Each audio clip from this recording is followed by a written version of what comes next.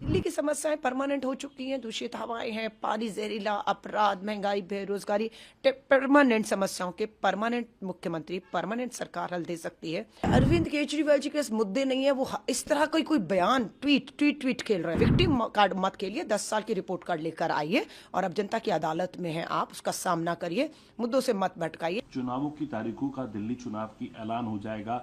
कितनी तैयार आप हैं, कितनी कांग्रेस पार्टी तैयार है?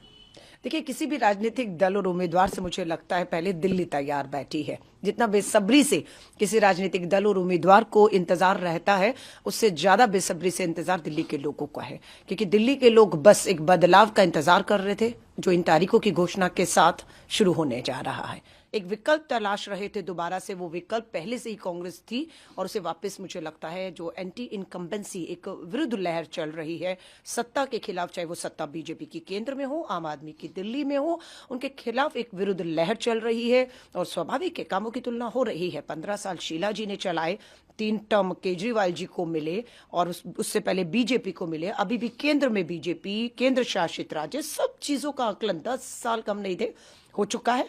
और दिल्ली के लोग जो है अब बड़े बदलाव की ओर, एक मजबूत विकल्प की तलाश उनकी कांग्रेस पर आकर खत्म होती है। और हम 48 सीटों पर घोषित कर चुके हैं। भाजपा को तो अभी पूरे उम्मीदवारों का नहीं मालूम है, उनके एजेंडे, उनका कुछ मालूम ही नहीं है। सिर्फ वो नगर निगम का चुनाव हो या देश का चुनाव हो, देश के प्रधानमंत्री जी के नाम पर लड़ते हैं, उसके अलावा उनके पास कुछ बचा नहीं है। और आम आदमी पार्टी की बात हो, भ्रष्टाचार के गंभीर आरोपों में एक एक मंत्रिमंडल को, पूरी सरकार को कहूंगी, जेल जाना पड़ा, अपनी कुर्सी पद गंवाने पड़े। और अब जो मुख्यमंत्री है वो टीसीएम कहा जा रहा है। जैसे मैंने पहले कहा, सीएम सुना था, डिप्टी सीएम सुना था, ये टीसीएम क्या है, टेम्परेरी सीएम। सो अब दिल्ली की समस्याएं परमानेंट हो चुकी हैं। दूषित हवाएं हैं, पानी जहरीला, अपराध, महंगाई, बेरोजगारी, परमानेंट समस्याओं के परमानेंट मुख्यमंत्री, परमानेंट सरकार हल दे सकती है।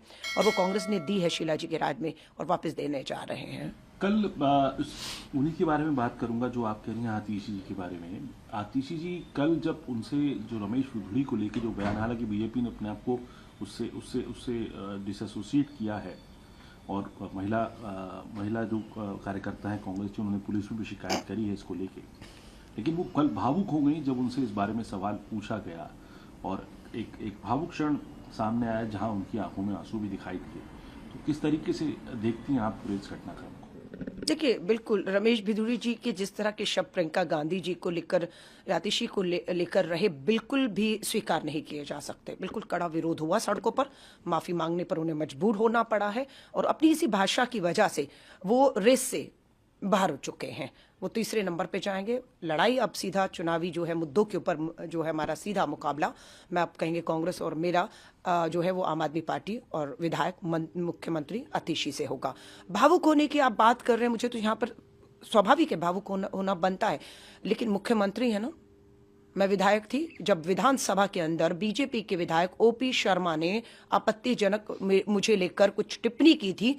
मेरे आंखों में आंसू नहीं थे, विधायक थी, ताकत को जानती थी, लड़ी और 1 साल तक उनकी सदस्य, उनको जो हाउस से निलंबित कर दिया गया था। लड़ना है आतिशी को ना। और मुझे पता है, जब अरविंद केजरीवाल जी ने एक इंटरव्यू में चुनी हुई विधायक, चुनी हुई मुख्यमंत्री को टीसीएम कहा था, टेम्परेरी सीएम, तब भी मुझे आम आदमी पार्टी के लोगों ने बताया कि आतिशी जी तब भी भावुक हुई, अपमानित महसूस किया। पता अलग बात है कैमरे पर नहीं हुई होंगी, लेकिन अपमान उनका बहुत बार हुआ है। लेकिन अरविंद जी ने भी वही काम किया है जो रमेश बिधूड़ी ने किया है। एक महिला मुख्यमंत्री का अपमान उन्होंने भी किया और आपने भी किया है। मैम, इसके अलावा अरविंद केजरीवाल ये भी कह रही हो कि सीबीआई की भी एंट्री होती दिखाई दे रही है। कल उन्होंने ट्वीट करके कहा कि सीबीआई आने वाली है, उनको उच्च सूत्रों से इस बात की जानकारी मिल रही है कि सीबीआई आएगी और मनीष सिसोदिया के घर पर रेड करेगी। इसको कैसे देखिए, अरविंद केजरीवाल जी के मुद्दे नहीं है, वो इस तरह कोई बयान ट्वीट खेल रहे हैं। सारा दिन वो देखती है उनके ट्वीट आते रहते हैं और इस तरह के बयान कि ईडी आ गई, सीबीआई। अरे ईडी आ गई थी, सीबीआई आ गई थी, आपके खिलाफ पुख्ता सबूत थे, आपको जेल जाना पड़ा, आपको कुर्सी गंवानी पड़ी। अब ये तमाशा खेल बंद कर दीजिए, क्योंकि अब चुनावों में सिर्फ विक्टिम कार्ड खेलेंगे नहीं। आपको पकड़ेगी सीबीआई, ईडीआई, वो कानून, उम्मीद है हमें भी सीबीआई ईडी आ रही है, लेकिन विक्टिम कार्ड मत खेलिए। 10 साल की रिपोर्ट कार्ड लेकर आइए और अब जनता की अदालत में है, आप उसका सामना करिए, मुद्दों से मत भटकाइए। तो इनका खेल चल रहा है। देखिए, बीजेपी भी बीजेपी चाहती है कि आम आदमी पार्टी जो है वो विक्टिम खेले, है ना। तो इस बीच चुनाव में ही ये ईडी भेजते हैं इनके पास में, जान के सोची समझी। आम आदमी और बीजेपी की ये एक सोची समझी है कि मुद्दों से हटाने के लिए क्या करे, ईडी और सीबीआई को अभी बीच चुनाव में ले आओ। अरविंद हम भेज रहे हैं, अरविंद जी को कैसे पता होता है?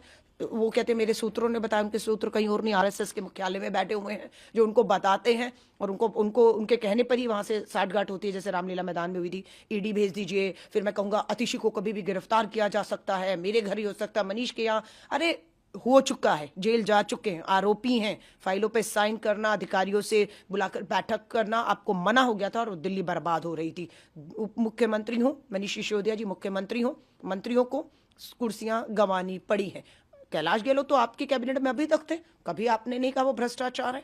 वो आपको छोड़कर आज भाजपा की टिकट पे लड़ रहे हैं, तो भ्रष्टाचारी थे और आप सपोर्ट करते रहे उन्हें, आप समझौते करते रहे। अब ये सब तमाशा नहीं चलेगा। आखिरी सवाल पूछना चाहूंगा आपसे, वो ये है चुनाव आयोग में लिस्ट जो मतदाता सूची है उसको लेकर जो नई दिल्ली के डिस्ट्रिक्ट इलेक्शन ऑफिसर हैं, उन्होंने चीफ इलेक्शन ऑफिसर को लिखा है कि उनको बार बार ऑफर्स उनके आ रहे हैं, आम आदमी पार्टी के रिप्रेजेंटेटिव, और बातें कर रहे हैं लेकिन कि आप आरोप लगा रहे हैं गड़बड़ियों के, लेकिन पूरा प्रोसीजर फॉलो किया जा रहा है, लेकिन उस प्रोसीजर से हट के बात की जा रही है।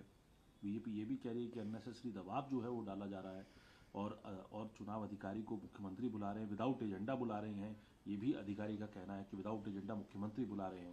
देखिए, दिल्ली में 70 विधानसभाएं सीट है। अरविंद केजरीवाल जी को सिर्फ नई दिल्ली की चिंता क्यों है? 70 सीटों पे नई मतदाता सूची आ चुकी है ना। मैं कालका जी में देख रही हूँ 161 पोलिंग बूथ थे, अब 143 हो गए, कम कर दिए गए। वोटर बढ़ गया है, 1,93,000 वोटर हो चुका है। बिल्कुल कल ही हमारे पास मतदाता सूची आई है, हम उसका आकलन कर रहे हैं, और हम हर 70 विधानसभाओं पर आकलन कर रहे हैं। मैं मान रही हूँ खेल महाराष्ट्र में हुआ है, बहुत बड़ा खेल हुआ है, मतदाता सूचियों से छेड़खानी हुई है, वोट अपनी मर्जी से कटा के अपनी मर्जी से जोड़कर, फर्जी फेक वोट, जिनके पास वोटर आईडी कार्ड था उनका वोटर सूचियों में नाम नहीं था, वोट नहीं कर पाए, ये सब हुआ है। और इसके लिए मैं कहती हूँ एक दूसरे को ब्लेम नहीं करना, चुनाव आयोग की बिल्कुल जिम्मेदारी बनती है कि कोई भी अगर चीज, चाहे कोई भी विधानसभा हो, कोई भी उम्मीदवार पार्टी या एक आम नागरिक भी आए, तो उसको सुनना, उसको जवाब देना, पारदर्शिता, निष्पक्षता बनाए रखने की जिम्मेदारी